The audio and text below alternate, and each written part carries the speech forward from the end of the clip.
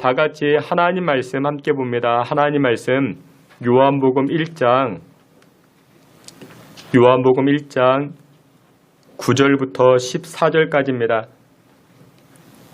신약성경 요한복음 1장 9절부터 14절까지 한 절씩 교독해 봅니다. 제가 9절 말씀, 여러분들이 다음 절 한 절씩 교독해 보겠습니다. 참 빛 곧 세상에 와서 각 사람에게 비추는 빛이 있었나니 그가 세상에 계셨으며 세상은 그로 말미암아 은혜가 되었으되 세상이 그를 알지 못하였고 자기 땅에 오매 자기 백성이 영접하지 아니하였으나 영접하는 자 곧 의를 듣는 자들에게는 하나님께 찾아가기는 권세를 주셨으니 이는 혈통으로나 육정으로나 사람의 뜻으로 나지 아니하고 오직 하나님께로부터 난 자들이니라. 말씀이 육신이 되어 우리 가운데 거하시네 우리가 그의 영광을 보니 아버지의 독생자의 영광이요 은혜와 진리가 충만하더라. 아멘. 이 시간 우리 임마누엘 찬양대에서 우리 하나님 찬송하도록 하겠습니다.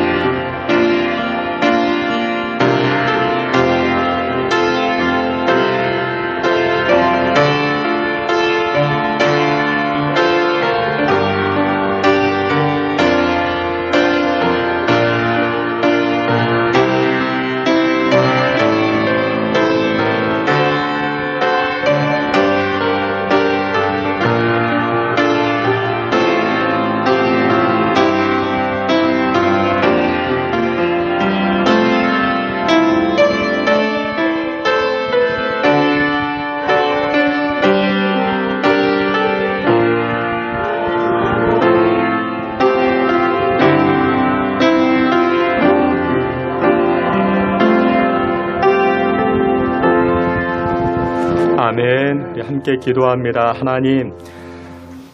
하나님 말씀 앞에 섭니다. 부족하고 연약하지만 하나님의 말씀으로 우리의 심령이 위로받고 비전을 발견하고 또한 꿈을 발견하는 귀한 시간 되게 하시고 또 하나님의 위로하심으로 말미암아 새해emo 더 나아갈 수 있는 귀하고 복된 시간 되게 해 주시옵소서. 예수 그리스도 이름으로 기도하옵나이다. 아멘. 여러분들 한 분 한 분을 주님의 이름으로 환영하며 축복합니다. 또 우리 영상으로 예배하시는 여러분들도 주님의 이름으로 환영하며 축복합니다. 지금 코로나 변이 발생을 해서 이제 단계가 또 달라지고 또 이렇게 마음도 몸도 위축되어서 오늘 예배의 자리에 나오시지 못한 분들도 계시고 또 눈도 많이 와서 어제 제가 저녁에 눈을 쓸었거든요. 근데 또 밤새 또 눈이 와서 또 오늘 새벽에도 눈을 쓸고 그래도 이제 좀 미끄러워서 이렇게 예배의 자리에 나오기가 어려운 상황임에도 불구하고 현장에 나와 예배하는 여러분들 한 분 한 분을 주님의 이름으로 환영하며 또 영상으로도 예배하는 여러분들을 주님의 이름으로 환영합니다. 러시아의 모노 톨스토이는 항상 자신에게 이 세 가지 질문을 했다 합니다. 나에게 가장 중요한 것이 무엇인가? 나에게 가장 중요한 일이 무엇인가? 나에게 가장 중요한 일, 내가 지금 하고 있는 일이 가장 중요하다. 그렇게 말합니다. 두 번째는 나에게 가장 중요한 시간은 어떤 시간인가? 나에게 가장 중요한 시간, 지금이라는 시간이 가장 중요하다. 또 그렇게 말합니다. 내 평생에 가장 중요한 사람은 누구냐? 내 평생에 가장 중요한 사람은 바로 지금 내 옆에 있는 사람이 가장 중요하다. 또 그렇게 말합니다. 코로나19로 인해서 올해도 그랬고 작년에도 그랬고 뒤숭숭한 시간들을 보내고 있습니다. 그래도 여러분들 지금 이 시간이 가장 소중합니다. 하나님을 송축하고 하나님을 예배하고 어찌되었건 내 옆에 있는 사람, 함께 있는 사람이 나에게 가장 소중한 사람입니다. 이번 성탄 시즌을 통해서 오늘을 살고 있는 저와 여러분들, 오늘을 살게 하신 하나님께 감사하고 또한 받은 바 그 사랑을 우리 이웃들에게, 우리 가족들에게 나눌 수 있는 저와 여러분 되시기를 주님의 이름으로 축원합니다.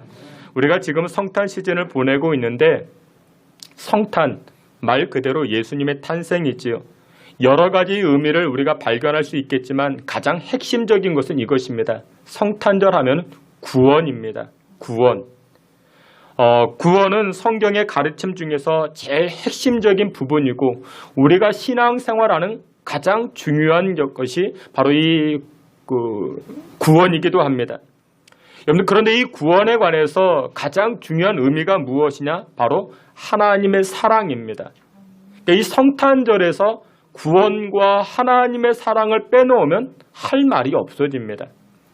성탄절에 무슨 선물을 받았느냐? 이번 성탄절이 무슨 화이트 크리스마스가 되느냐?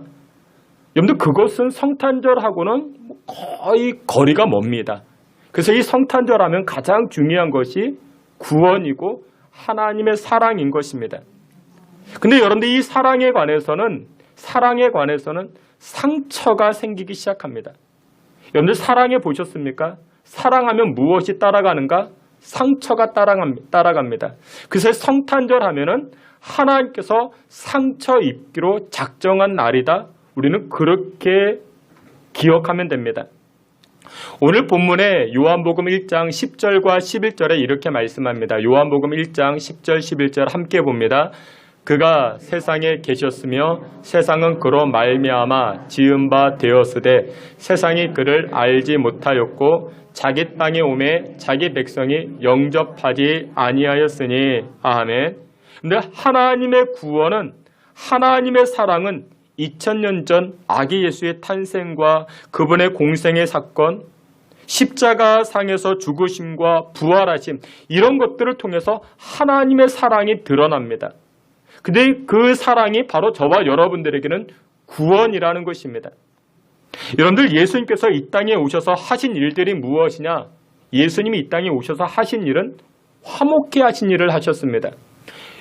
요한일서 2장 2절에도 이렇게 말씀하는데 그는 우리의 죄를 위한 화목제물이니 우리만 위할 뿐 아니요 온 세상의 죄를 위하심이라 말씀합니다. 예수님께서 이 땅에 오셔서 하신 일이 화목케 하셨다. 그는 누구와 누구를 화목하게 했는가? 죄가 없으신 하나님, 거룩하신 하나님, 그리고 죄와 허물이 많은 우리 인간, 그 중간에서 예수님께서 하신 일이 서로 화목하게 했다라는 것입니다. 하나님과 우리 인간 사이에서 예수님께서 화목하게 하시고 평화를 이루어 가셨다 말씀하는 것입니다. 요한복음 20장 19절에도 이렇게 말씀합니다. 요한복음 20장 19절 말씀해 보니 예수께서 오사 가운데 서서 이르시되 너희에게 평강이 있을지어다 말씀합니다. 요한복음 20장은 예수님께서 십자가 지시고 부활하신 다음 사건입니다. 예수님께서 부활하시고 제자들을 찾아가셔서 하신 말씀이 무엇이다? 너희들에게 평강이 있을지어다. 근데 그때 이 제자들이 어떤 제자였는지 아십니까? 베드로가 어떤 제자였습니까? 예수님을 3번이나 저주하고 부인했던 사람이죠. 2명의 제자는 예수님을 피해서 엠마오로 도망치고 있었습니다. 또 어떤 제자는 돈을 받고 예수님을 팔아 넘기기도 했습니다. 그런 몹쓸 제자인데 이 제자들 향해서 예수님 뭐라 말씀하십니까? 너희들에게 평강이 있을지어다. 평강이 있을지어다 말씀합니다. 여러분들, 하나님께서는 저와 여러분들을 사랑하십니다. 그래서 예수님을 이 땅에 보내주셨습니다. 그런데 그때 우리의 형편과 처지가 어땠을까요? 여러분들의 형편과 처지가 어땠을까요? 여러분들이 지금 다 근사하게 앉아 계시잖아요. 아주 멋지게 앉아 계시잖아요. 그런데 우리의 실체가 어떻습니까? 우리는 죄로, 우리는 허물로. 베드로만 예수님을 부인했을까요? 가룟 유다만 돈 받고 예수님을 팔아 넘겼을까요? 여러분들은 안 그랬습니까? 우리는 안 그랬을까요? 아니요. 우리도 별반 다를 것이 없습니다. 나에게 이익이 안 된다 생각하면 예수님 우리가 부인하기도 했고 예수님을 배반하기도 했고 그런 모습이 우리의 모습이기도 했습니다. 그런데 그런 자들을 찾아오셔서 예수님 뭐라 말씀하십니까? 평강이 너희에게 있을지어다. 우리 예수님 말씀하고 계십니다. 여러분들, 전능하신 하나님은 죄와 허물 많은 저와 여러분들을 향하여 진노하시고 심판하실 수 있는 그런 분이셨습니다. 그런데 우리 하나님은 그렇게 하지 아니하시고 저와 여러분들에게 평강이 있을지어다 말씀하고 계십니다. 여러분들, 우리가 이번 성탄 시즌에 이것 한 가지만 기억했으면 좋겠습니다. 우리는 우리의 죄악 때문에 얼마든지 심판당할 수밖에 없었습니다. 하나님은 우리에게 얼마든지 진노하실 수 있는 그런 하나님이셨음에도 불구하고 이번 성탄절을 통해서 하나님은 저와 여러분들을 어떻게 하시겠다? 사랑하겠다. 사랑한다. 하나님 그것을 보여주고 있는 날이 바로 성탄절인 것입니다. 그래서 여러분들, 성탄절 하면 내가 무슨 선물을 받을까? 성탄절에 눈이 오는가 안 오는가? 성탄절에 내 친구 만나서 뭐 맛있는 거 먹으러 가야겠다. 여러분들, 그것보다 훨씬 더 중요한 것, 여러분들, 이 성탄절의 가장 큰 핵심은 내가 하나님의 구원을 받았고 하나님의 사랑을 받은 자라는 사실을 잊지 말아야 되는 것입니다. 여러분들, 아바타라는 영화 보셨습니까? 예전에도 한번 말씀을 드렸죠. 이 아바타라는 영화를 보면요, 어느 행성에 이 나비족이 살아갑니다. 근데 이 나비족, 이 나비족, 이들이 서로에게 인사하는 법이 무엇이냐? 이렇게 인사한다 합니다. I see you. 나는 너를 본다. 그런 뜻이죠. 나는 너를 본다. 간단한 인사처럼 보이지만, 간단한 말처럼 보이지만 그 의미는 간단하지가 않습니다. 이 나비족, 이 행성에 살고 있는 이 나비족들은 상대를 바라볼 때 선입견 없이 그 내면을 바라본다. 그런 의미가 담겨져 있습니다. 여러분들, 이 개념이 굉장히 중요합니다. 여러분들은 상대를 바라볼 때 무엇을 바라보십니까? 어떤 대상으로 바라보십니까? 의사가 환자를 바라볼 때 저 환자는 돈이 되는 환자야. 돈 얼마짜리 환자야. 여러분들, 그렇게 바라보면 여러분 곤란하지 않겠습니까? 교사가 학생들을 바라볼 때 성적만을 보고 그 학생을 바라보면 또 곤란하지 않겠습니까? 청춘 남녀가 맞선을 봅니다. 선을 보는데 서로 그 상대방의 직장이 무엇이냐, 직업이 무엇이냐, 돈을 얼마나 가지고 있는가, 그거 바라보면 여러분들도 곤란하지 않습니까? 근데 이 아바타에 등장하는 이 나비족, 이들은 I see you. 나는 당신의 내면을 봅니다. 내면을 봅니다. 그게 저들의 인사법입니다. 이 시간 우리가 하나님을 예배하는데 하나님은 저와 여러분들을 어떻게 바라보실까요? 여러분들을 어떻게 바라보실까요? 하나님은 이렇게 바라보십니다. 너는 나에게 사랑의 대상이야. 사랑의 대상이야. 하나님은 그렇게 바라보십니다. 하나님이 우리를 바라보실 때 우리의 죄를 바라보시고 우리의 허물을 바라보시면 드러날 것이 얼마나 많이 있는데 우리가 털리지 않아서 그렇지 우리도 그 누구 표현으로 이렇게 다 드러나면 우리 감출 게 하나도 없습니다. 하나님이 그렇게 바라보시면 그런데 하나님은 저와 여러분들을 어떻게 바라보십니까? 너는 나에게 있어 사랑의 대상이야. 여러분들 이것이 바로 크리스마스입니다. 이것이 바로 성탄절입니다. 근데 이 사랑이라는 것이 여러분들 사랑이라는 것이 그렇게 간단한 내용이 아닙니다. 만만한 사랑이 아닙니다. 여러분들 가끔 TV를 보면요, 연예인들이 이렇게 나와가지고 그렇게 저는 여러분들을 사랑합니다. 그거 다 거짓말입니다. 거짓말도 그런 새빨간 거짓말이 없습니다. 왜 그런지 아십니까? 잘 들어보세요. 사랑에는요, 무엇이 따라오기 때문에 상처가 따라오기 때문에 그렇습니다. 일전에도 말씀을 드렸죠. 예전에 드라마 내 이름은 김삼순이라는 드라마가 있었습니다. 여기에서 잠깐 소개가 되었는데 오스트레일리아 신부였던 알프레드 디수자라는 썼던 글 가운데 이런 글이 있습니다. 춤추라 아무도 바라보고 있지 않는 것처럼, 사랑하라 한 번도 상처받지 않은 것처럼, 노래하라 아무도 듣지 않고 있는 것처럼, 나무식하지 말라라는 것이죠. 살라 오늘이 마지막인 것처럼 최선을 다하라는 것이죠. 근데 그 가운데 사랑하라 한 번도 상처받지 아니한 것처럼, 짧은 글이지만 의미심장한 단어입니다. 여러분들 이 사랑에는 무엇이 따라온다고요? 상처가 따라온다고요. 사랑이 크면 클수록 무엇도 큽니까? 상처도 큰 것입니다. 여러분들 오늘 성경 요한복음으로 돌아가 보면요, 9절에 참 빛이라 이야기합니다. 예수님을 상징합니다. 빛은 예수님을 말합니다. 예수님께서 빛으로 이 땅에 오셨다. 여러분들 하나님께서 예수님을 빛으로 이 땅에 보내셨다라는 것은 이 땅이 어둡다라는 것을 의미합니다. 어둡다. 저와 여러분들은 어두움이었습니다. 우리는 어둠이었습니다. 어둠인데 어두운 줄도 모릅니다.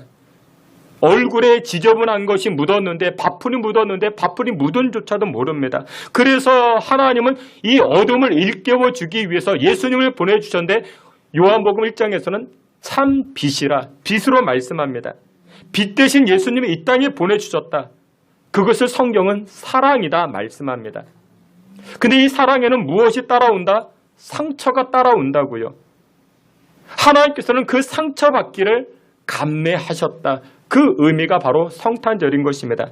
여러분들 성경 요한복음 1장 10절 11절 우리 말씀 다 함께 봅니다. 그가 세상에 계셨으며 세상은 그로 말미암아 지은 바 되었으되 자기 백성이 영접하지 아니하였으나. 아멘. 여기 보면 요한복음 1장 10절과 11절에 보면요, 이렇게 말씀합니다. 예수님께서 이 땅에 빛으로 오셨는데 사람들은 그를 알지도 못하였고 영접하지도 아니했다. 알지 못했다라는 것은 거절했다라는 의미입니다. 거절했다. 빛으로 생명으로 소망으로 오신 예수님을 거절했다라는 것입니다. 그렇다면 어둠에 빠진 사람들은 빛 대신 예수님을 영접하고 감격적으로 맞아들여야 되는데 영접하지도 아니하고 거절했다라는 것입니다. 그래서 그 다음에 그 유명한 요한복음 1장 12절 말씀이 등장하죠.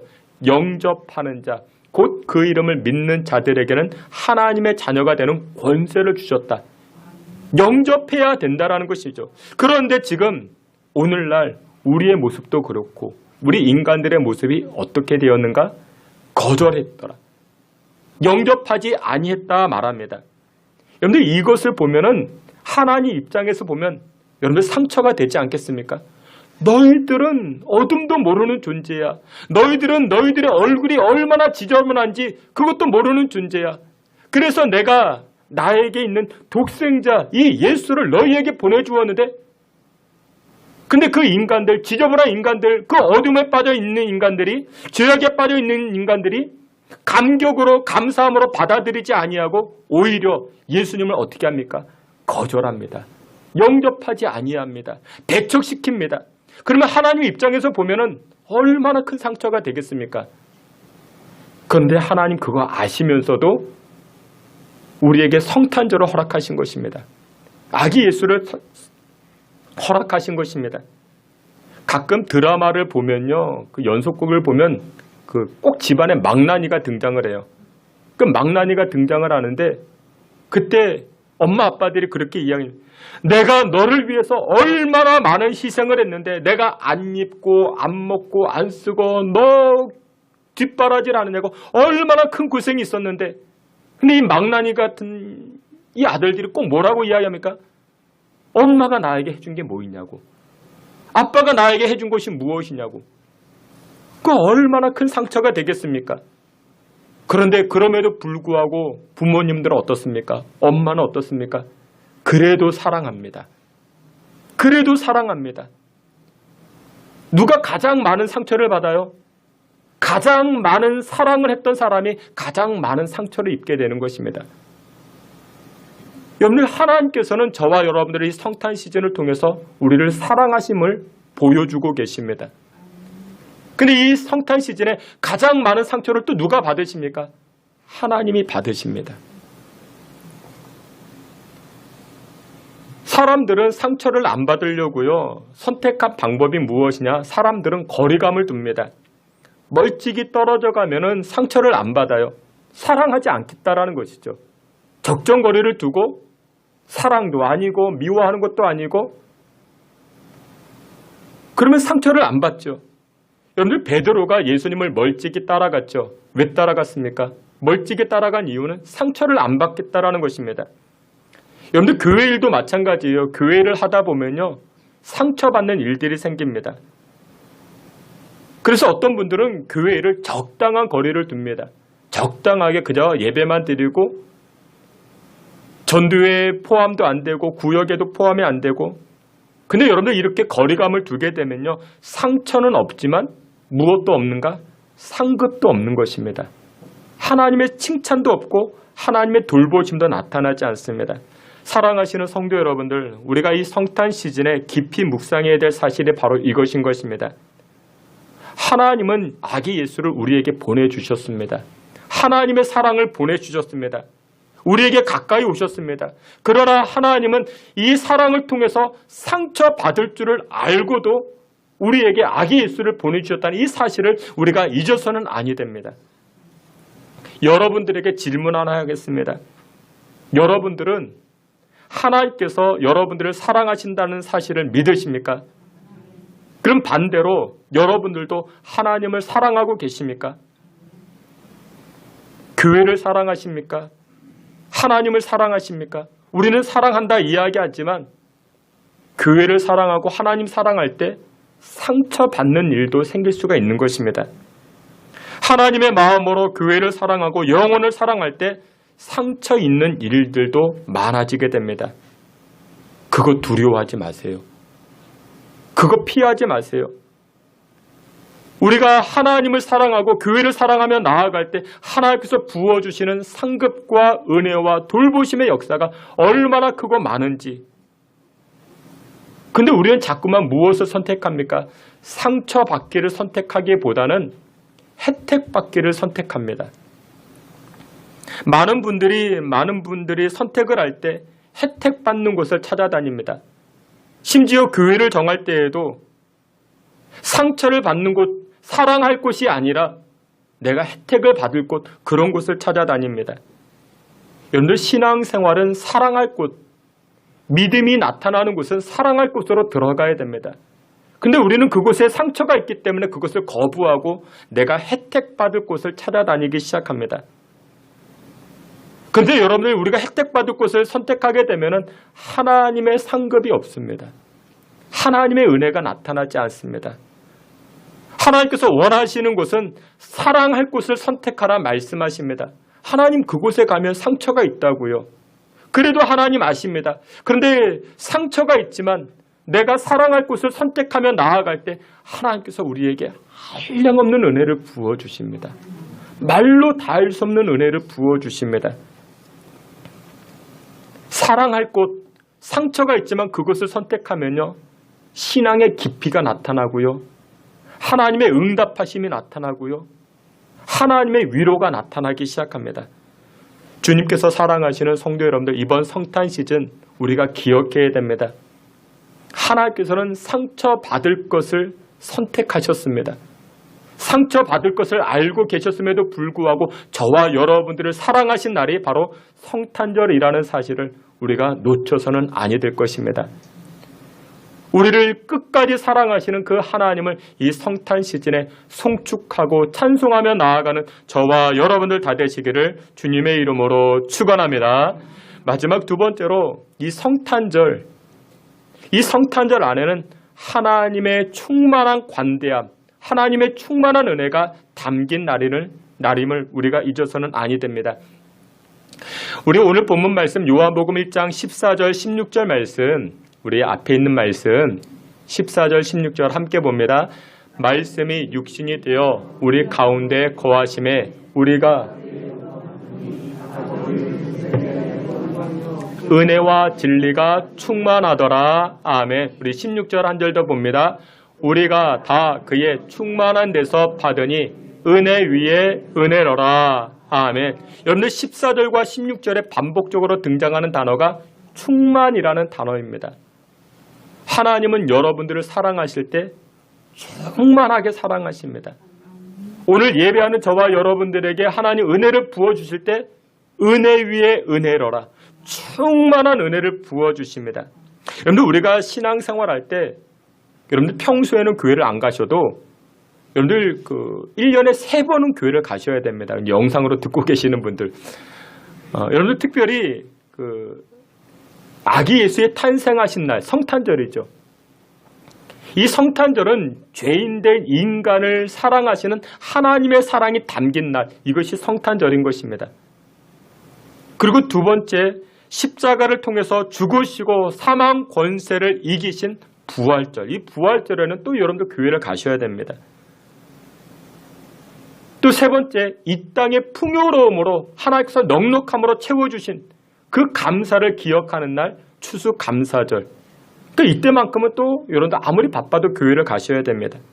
근데 여러분들 이와 같은 절기들 안에 무엇이 녹아져 있는가? 하나님의 충만하심과 하나님의 넉넉하심과 하나님의 관대한 사랑이 여기에 다 녹아져 있습니다.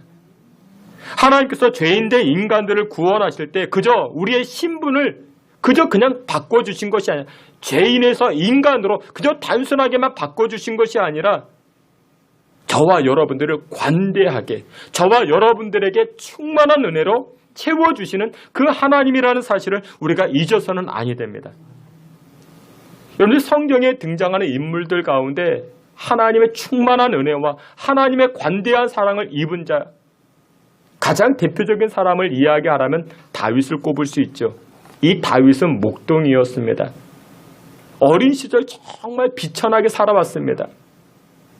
그래서 이 다윗이 썼던 시편들을 보면요, 비천이라는 단어가 참 많이 등장합니다. 자신의 인생이, 자신의 과거가 비천한 인생이었음을 그렇게 고백을 합니다. 그런데 이와 같은 이 다윗이 하나님의 관대한 사랑과 하나님의 충만한 은혜를 힘입기 시작합니다. 그리고 나서 이 목동이었던 이 다윗이 왕이 되었죠. 왕이 되고 난 다음에 이 다윗이요, 자신의 이웃들, 자신의 주변 사람들에게 하나님의 관대하심과 하나님의 충만한 은혜를 나눠주기 시작합니다. 가장 대표적인 것이 이 다윗을 죽이려고 했던 사울 왕이 있었죠.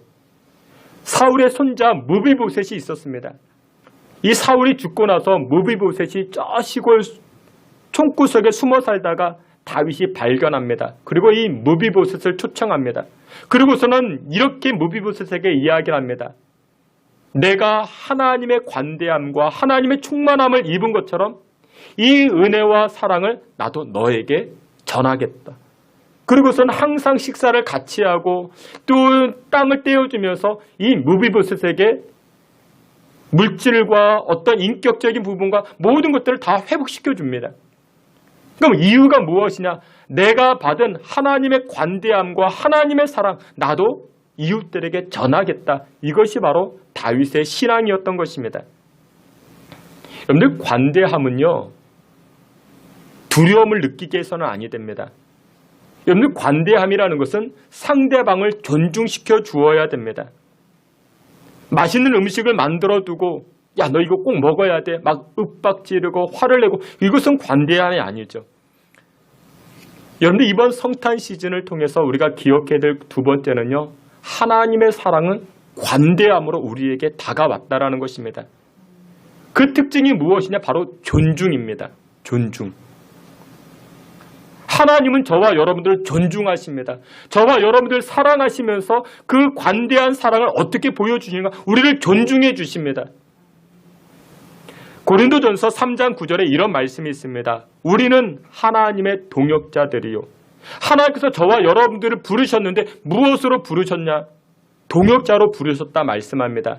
하나님의 몸된 교회를 세워가고 주의 영혼들을 세워나아갈 때, 건강하게 세워나아갈 때 하나님의 일인데 그 일을 우리에게 맡겨주셨다. 야, 김아무개야, 야, 박아무개야, 이아무개야, 너 나와 같이 일 좀 할래? 내일 좀 함께 할래?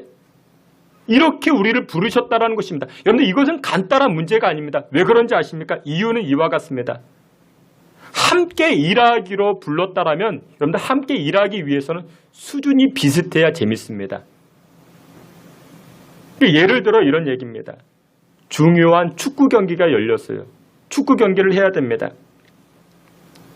축구 경기를 해야 되는데 축구 선수 손흥민과 우리 교회 그 제2여전도회 회원들과 한 팀이 되는 겁니다. 여러분들이 손흥민이라 생각해 보세요. 여러분들 하겠습니까?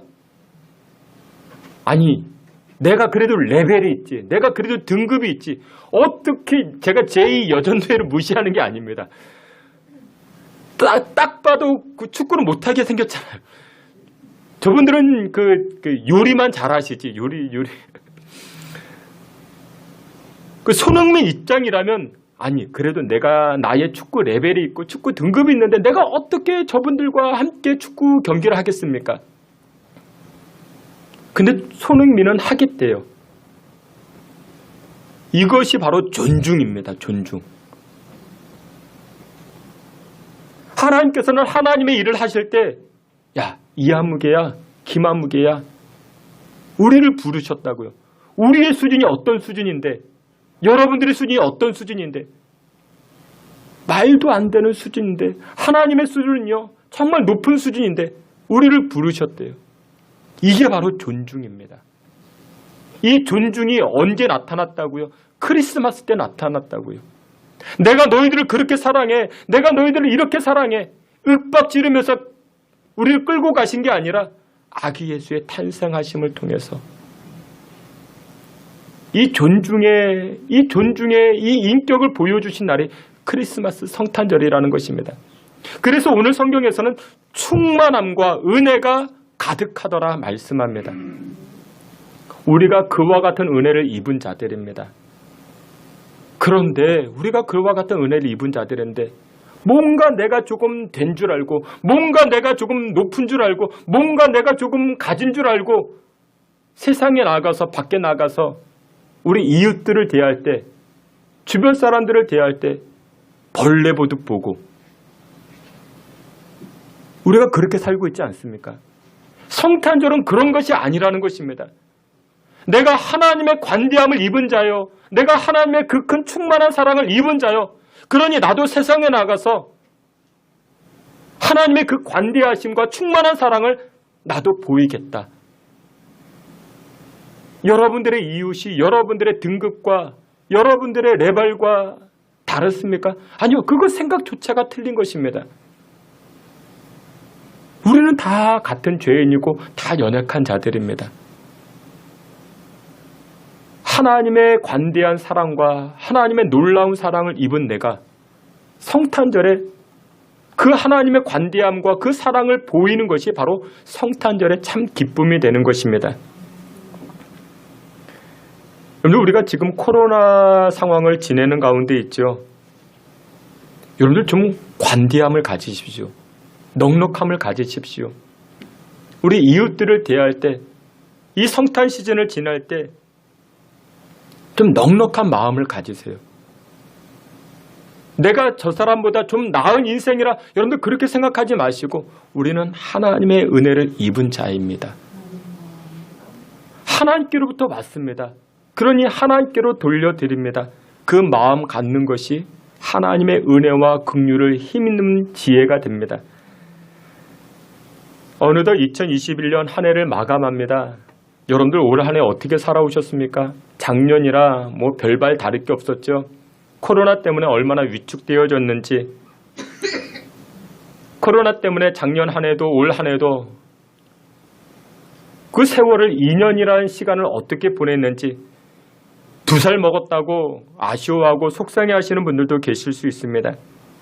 그런데 여러분들 생각을 달리 해보면 이와 같을 수 있습니다. 일전에도 한번 말씀을 드렸는데 예전에 당대를 대표하던 여배우들이 있었습니다. 스웨덴 출신의 잉그리드 버그만이 있고 굉장히 예쁘죠. 벨기에 출신 오드리 헵번이라는 그런 여배우도 있었습니다. 근데 이 잉그리드 버그만은 나이 드는 것, 이 나이 드는 것이 저주라 생각했습니다. 얼굴에 주름이 생기는 것, 이것이 저주받음이라 생각해서 사람들에게 주름 보여주기 싫어서 집에서 숨어 살았습니다. 늙은 모습 안 보여주려고 은둔 생활 비슷하게 하다가 67세의 세상을 떠나게 됩니다. 근데 벨기에 출신 배우 이 오드리 헵번은 이 여인은 나이 들면 아름다움이다 이렇게 생각했습니다. 제가 개인적으로 보기에는 뭐 오드리 헵번 젊었을 때도 예쁜데 나이 들어서도 참 예쁜 것 같습니다. 근데 예쁨을 넘어서 아름다운 것 같습니다. 이유가 있습니다. 나이 든 이 오드리 헵번은 인생의 관대함을 보여줍니다. 어렸을 때 굉장히 어렵게 살았거든요. 신앙이 있는 사람이었습니다.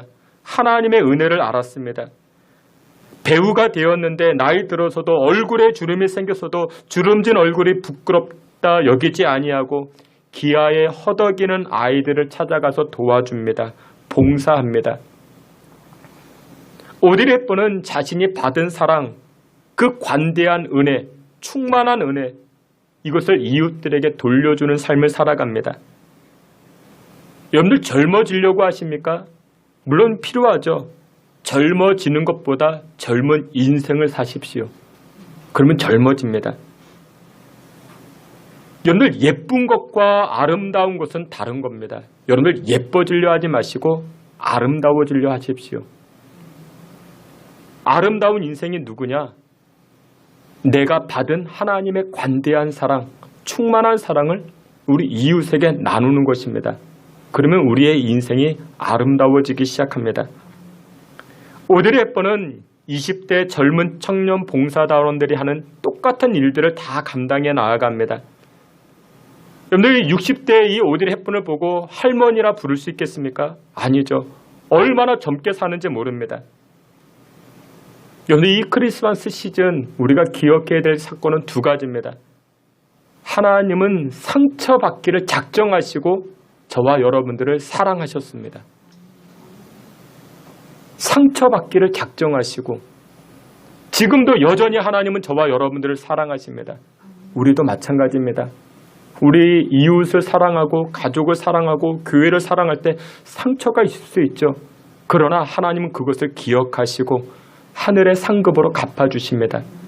그리고 더 나아가 하나님께로 받은 그 충만한 사랑이 우리에게 있습니다.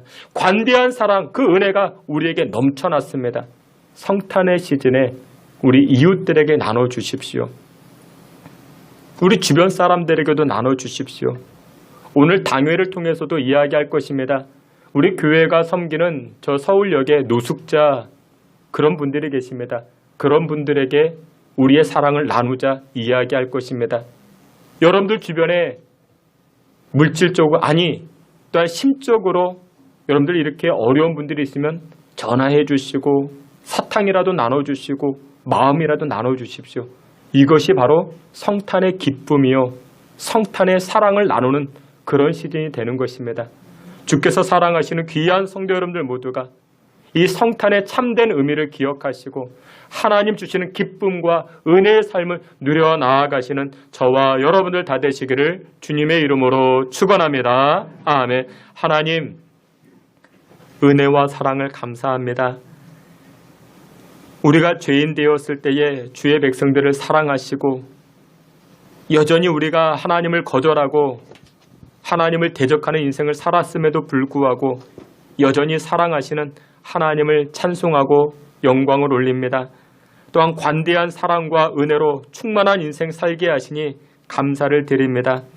성탄의 시즌에 우리를 지속적으로 사랑하시는 하나님을 송축하고 또한 받은 바 은혜와 사랑을 우리 이웃들에게 나누어 참된 성탄의 기쁨과 의미를 누려 나아가는 주의 성도들과 우리 신성교회 되게 하여 주시옵소서. 예수 그리스도의 이름으로 기도하옵나이다. 아멘.